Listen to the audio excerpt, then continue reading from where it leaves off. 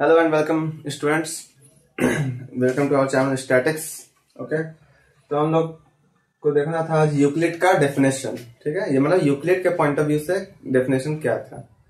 तो हम लोग कल जो समझे थे बस वही चीज सेम है, लेकिन ये यूक्लिड के पॉइंट ऑफ व्यू से है। ठीक है, तो पहला इसमें चीज बताया कि एक पॉइंट जो होता है वो उसमें कोई पार्ट नहीं होता है। ठीक है, ना लेंथ होता है, ना ब्रेथ, ना हाइट, कुछ भी नहीं होता है। ठीक है, सिर्फ एक डॉट होता है उसमें, इसलिए उसको बोला गया point is that which has no part, मतलब इसमें कोई भी पार्ट नहीं होता है।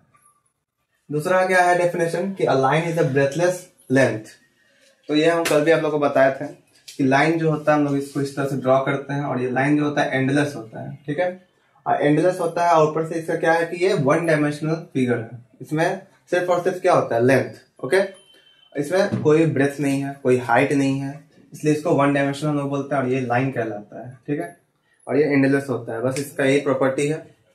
फिर आगे क्या है हम लोग का कि जो एंड्स होता है लाइन का, ठीक है, किसी भी लाइन का अगर हम लोग एंड लेते हैं तो वो क्या होता है, पॉइंट होता है। जैसे अगर मान लीजिए इस लाइन को हम लोग यहाँ पे एंड करते हैं और यहाँ पे एंड करते हैं तो ये क्या बन गया, लाइन सेगमेंट। इसमें क्या होता है, जहां पे खत्म हो रहा है ये आपका पॉइंट होता है, पॉइंट से इसको हम लोग एंड करते हैं।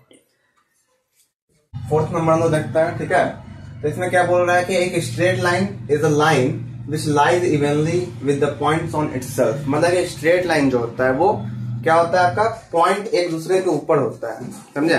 लेकिन इनफिनाइट नंबर ऑफ पॉइंट से एक स्ट्रेट लाइन बनता है, समझे। तो यहाँ पे देखिए एक पॉइंट यहाँ पे हम लोग अगर लेते हैं, इसी के ऊपर एक और पॉइंट हम लोग डाल दें, फिर इसी के ऊपर एक और डाल दें, इस तरह से हम लोग करते जाएंगे इनफिनाइट पॉइंट, तो ये क्या बनेगा, हम लोग एक स्ट्रेट लाइन मिल जाएगा पूरी तरह से। ठीक है, तो स्ट्रेट लाइन और कुछ नहीं होता बल्कि क्या होता है, सिर्फ कॉम्बिनेशन ऑफ पॉइंट्स यानी इनफिनाइट पॉइंट्स। ओके, तो नेक्स्ट है हम लोग का क्या, surface is that which has length and breadth only. मतलब कोई भी सरफेस जो होता है इसको हम लोग सरफेस कब बोलेंगे, जब उसमें लेंथ या फिर ब्रेथ होगा। जैसे कि एक रेक्टेंगल हम लोग देखते हैं तो इसमें क्या होता है, एक लेंथ होता है और एक ब्रेथ होता है, तो ये क्या है, सरफेस है। ओके, एक स्क्वायर अगर ले लिए तो इसमें भी क्या होता है, ये लेंथ है, ये ब्रेथ है, दोनों इक्वल होता है वो अलग बात है, लेकिन दोनों क्या है, लेंथ और ब्रेथ इसमें भी होता है, तो इसको भी हम लोग सरफेस बोलेंगे, समझे। तो इसी तरह से लेंथ और ब्रेथ जिसमें भी होगा उसको हम लोग क्या बोलेंगे, सरफेस। ओके, फिर आता है the edges of a surface are lines. तो मतलब कि जो सरफेस हम लोग का है उसका जो एज होता है, मतलब कि ये जो किनारा होता है उसको हम लोग क्या बोलते हैं, साइड, समझे। तो ये जो एज है हम लोग का, ये हम लोग को साइड हम लोग इसको बोलते हैं। ओके, तो सेवेंथ नंबर फिर क्या है हम लोग का,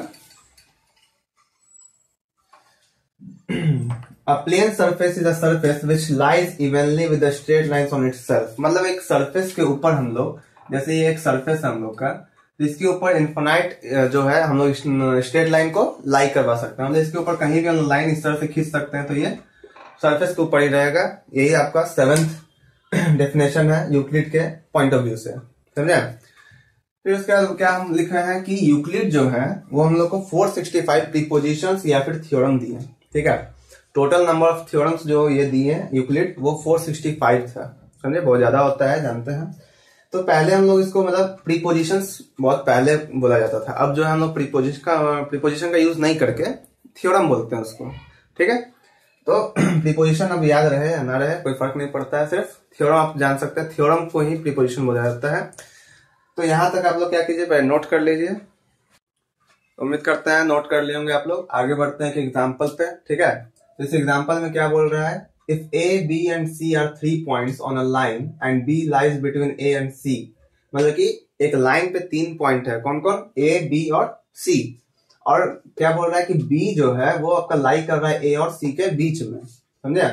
तो हम लोग को प्रूफ क्या करना है कि A B plus B C जो होगा वो ए सी के बराबर होगा। ठीक है, ए बी और बी सी का जो एडिशन हम लोग करेंगे तो वो ए सी के बराबर होगा। तो पहले हम लोग फिगर बना लेते हैं। तो इस तरह का मान लीजिए हम लोग फिगर बना लिए, यहाँ पे 3 पॉइंट है ए बी और यहाँ पे सी। तो बी हम लोग बीच में रखे हैं क्योंकि हम लोग का पहले बोल रहा था कि बी जो है वो ए और सी के बीच में है। ठीक है, हम लोग प्रूफ क्या करना है कि ये वाला जो लाइन है और ये जो लाइन है ए बी और बी सी, इन दोनों का जब सम करते हैं तो हम लोग को एक पूरा लाइन ए सी मिलता है। ओके, तो यहाँ पे हम लोग देखेंगे तो अगर हम लोग देखें तो यहाँ पे ए बी और ए सी को अगर हम लोग जोड़ रहे हैं, ठीक है, तो ए बी यहाँ से यहाँ तक का लेंथ है और यहाँ से यहाँ तक का बी सी है। तो जब इसको हम लोग करेंगे ऐड, तो क्या होगा, ये जो है कोइंसाइड करेगा AC के साथ, ठीक है।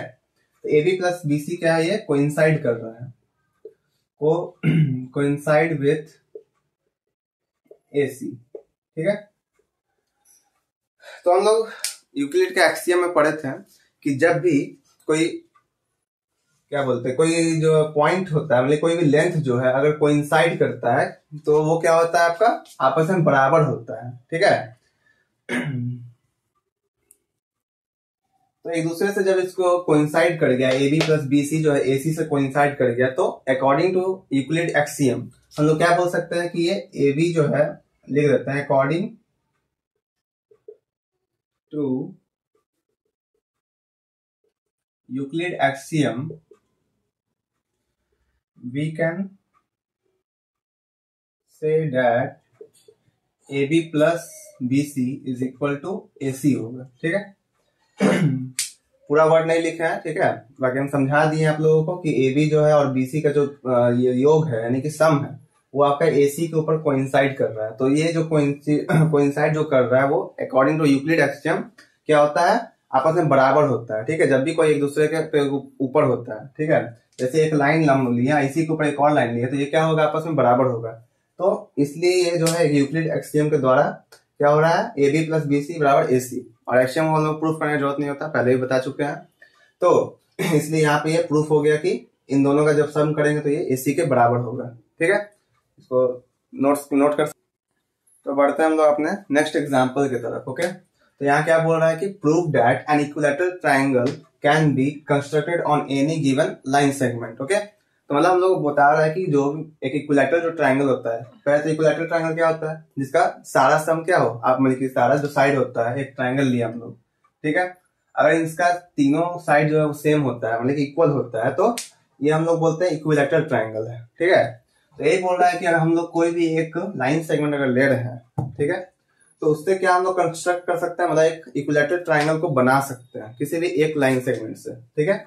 यहाँ पे मान लीजिए हम लोग एक लाइन सेगमेंट लिए ए बी, ये है ए और ये है बी, ठीक है। तो इसी लाइन सेगमेंट से हम लोग कंस्ट्रक्ट करना है इक्विलैटरल ट्राइंगल। तो यहाँ पे हम लोग क्या करेंगे, पहले ए को हम लोग मान लेंगे सेंटर, ठीक है, ए को सेंटर मान लिए, और ए बी जो है उसको हम लोग रेडियस मान लिए, ए बी जो है हम लोग का रेडियस है, ठीक है। तो इस तरह से हम लोग क्या करेंगे, ए को सेंटर मान के, ए बी को रेडियस मान के एक सर्कल ड्रॉ करेंगे, ठीक है। तो यहां से एक सर्कल अगर हम लोग ड्रॉ करें इस तरह का, ठीक है, लाइन मिला देते हैं,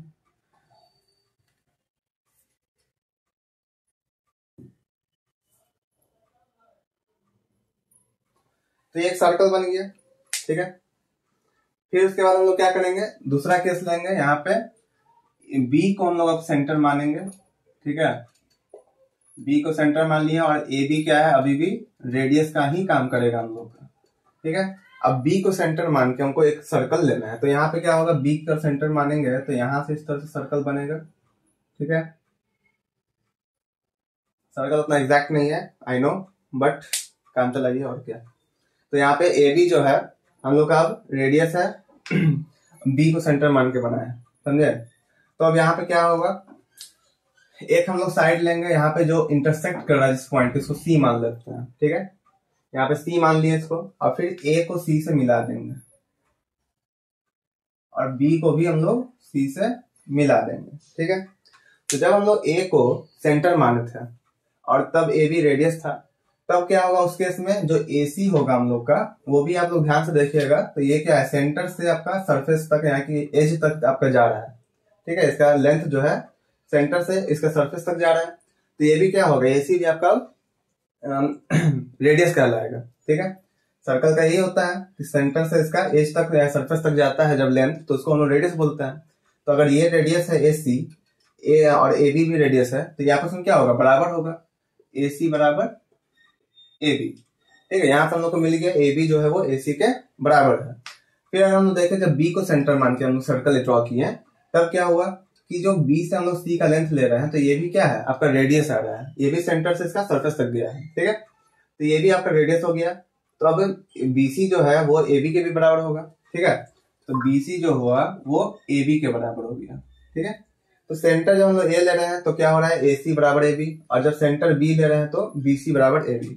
और ये भी हम लोग पढ़ चुके हैं यूक्लिड का एक्सियम में कि जब एक जो लेंथ है आपका दूसरे लेंथ के बराबर हो, और जो तीसरा जो लेंथ है वो भी दूसरे लेंथ के बराबर हो, तो क्या होता है कि जो पहला वाला है लेंथ वो आपका बराबर होता है तीसरे वाले लेंथ के, ठीक है, यानी कि ए सी बराबर बी सी हो जाएगा, और ए बी तो इक्वल है ही, तो ये भी हम लोग क्या हो गया, ए बी भी आपस में बराबर हो गया, ठीक है, क्योंकि ये दोनों के इक्वल है तो हम लोग ए सी बराबर बी सी बराबर ए बी लिख सकते हैं। तो जब ये तीनों के तीनों साइड क्या हो गया आपका इक्वल हो गया, तो हम लोग इसको क्या बोल सकते हैं कि एबीसी जो ट्राइंगल हम लोग बनाए हैं वो आपका इक्विलैटरल ट्राइंगल होगा, ठीक है। Therefore ABC is an equilateral triangle, ठीक है। तो यहां से हम लोग का प्रूफ हो गया कि एबीसी जो है वो आपका एक इक्विलैटरल ट्राइंगल होगा। तो ये हम लोग को प्रूफ करना था कि एक गिवन लाइन सेगमेंट से हम लोग को एक पूरा इक्विलैटरल ट्राइंगल कंस्ट्रक्ट करना था। तो हम लोग ए बी लाइन सेगमेंट लिए थे और उससे हम लोग क्या किए, ए को सेंटर माने, तब ए बी आपका रेडियस हुआ, उससे एक सर्कल ड्रॉ किए, ठीक है, और फिर यहाँ पे बी को सेंटर मान के फिर एक सर्कल ड्रॉ किए, समझे। फिर तो उसके बाद क्या हो गया, यहाँ से ए को सी से हम लोग मिलवा दिए, यानी कि मीट का हो गया, और यहाँ से बी को सी से मिला दिए। तब उस केस में क्या हुआ, जब ए को सेंटर मान रहे हैं तो ए बी जो हो रहा है वो ए सी के बराबर हो रहा है, क्योंकि ये रेडियस आपका बन गया, समझे। और जब बी को सेंटर मान के हम लोग सर्कल देख रहे हैं तो क्या हो रहा है, ए बी जो है वो बीसी के बराबर है, क्योंकि यहाँ बीसी भी रेडियस का काम करेगा। तब हम लोग क्या किए, इसको यूक्लिड के एक्सियम से इन तीनों का आपस में इक्वल करा दिए, समझे, क्योंकि यहाँ पे एसी ए बी के बराबर है और बीसी ए बी के बराबर है। तो जब दोनों ए बी के ही बराबर है तो ये दोनों भी आपस में क्या होगा, बराबर होगा।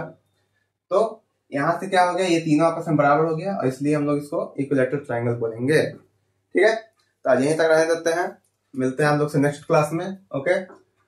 तब तक के लिए कोई भी प्रॉब्लम हो, ना समझ में आए तो आप कमेंट्स से पूछ सकते हैं, ठीक है। तब तक के लिए लाइक कीजिए, शेयर कीजिए, सब्सक्राइब कीजिए हमारे चैनल को स्टैटिक्स।